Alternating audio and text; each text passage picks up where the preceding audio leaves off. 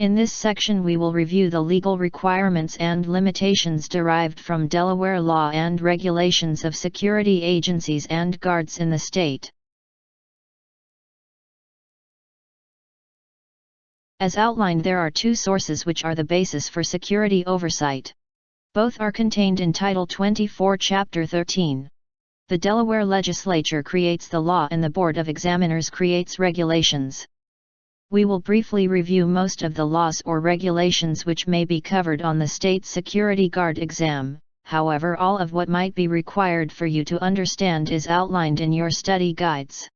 Study guides have been emailed to you, however you can review them anytime on the Delaware State Police website under Professional Licensing. Let's review some specific law and regulations from Title 24.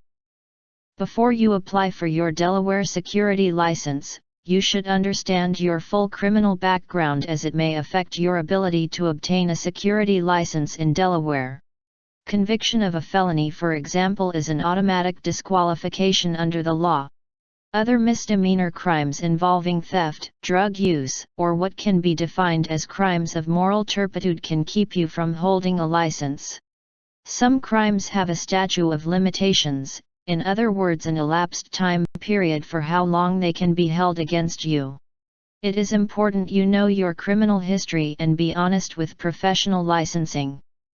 Juvenile crimes which were a felony can be reviewed and applicable as a disqualifying charge. If you served in the military, your discharge cannot have been dishonorable. Current members of a Delaware law enforcement agency are also precluded from holding a security license. If you have a pending criminal charge which if convicted of would disqualify you, professional licensing will be unable to process your application. Also, any similar charge obtained while holding your security license will result in your suspension until the charge is adjudicated in court. Should you be found guilty of such a charge, you will be referred to the Board of Examiners with a recommendation your license be revoked. Security license applicant backgrounds are reviewed for misdemeanor crimes of moral turpitude. Some but not all such crimes are outlined here.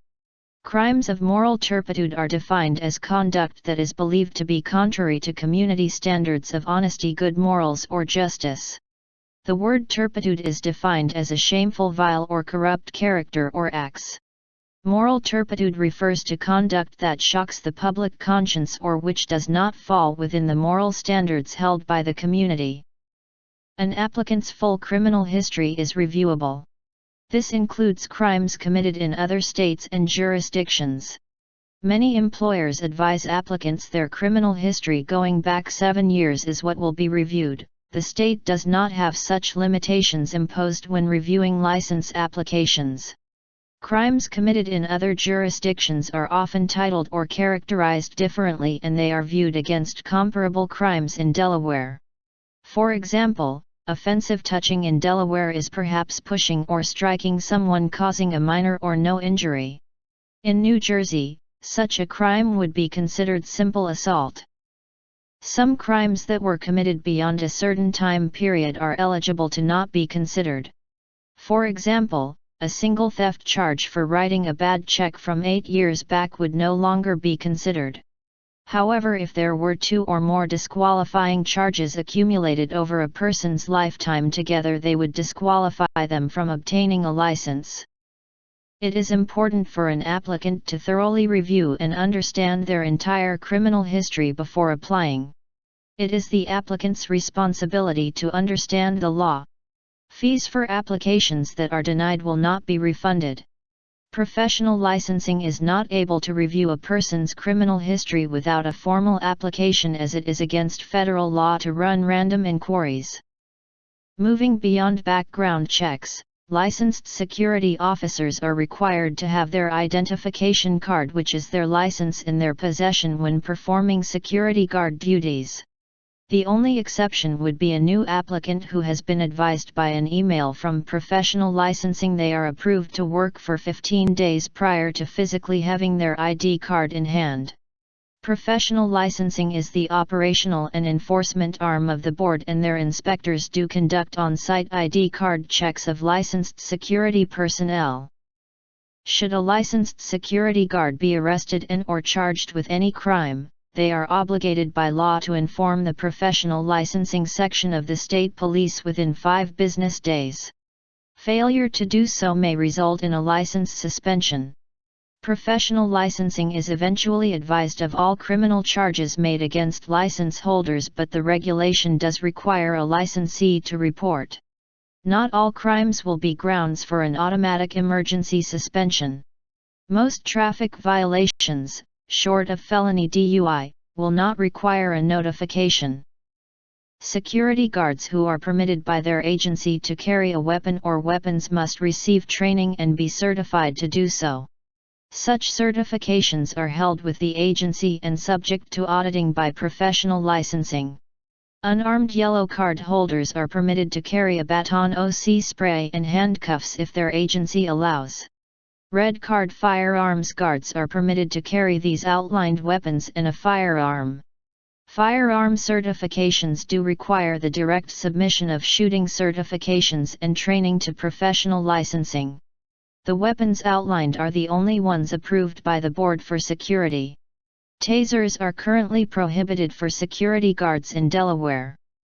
Instruction and certifications must be conducted by an authorized trainer. Weapons training aside from a firearm must be conducted according to weapon manufacturer standards. Firearm trainers are individually certified by professional licensing. You are currently completing the first step of Regulation 4.0, which requires a security applicant to receive board-approved training. The regulation further requires a security guard exam and an applicant to obtain a passing grade of 75 or higher. Delaware Tech is the only board-certified training facility permitted to administer the exam. Regulation 5.0 prohibits the use of animals by private security agencies or guards.